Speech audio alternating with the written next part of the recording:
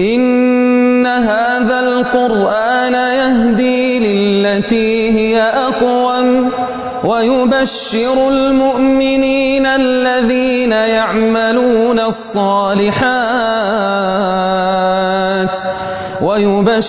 المؤمنين الذين يعملون الصالحات أن لهم أجرا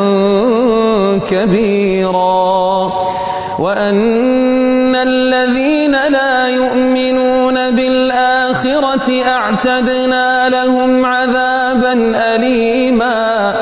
ويدعو الإنسان بالشر دعاءه بالخير وكان الإنسان عجولا وجعلنا الليل والنهار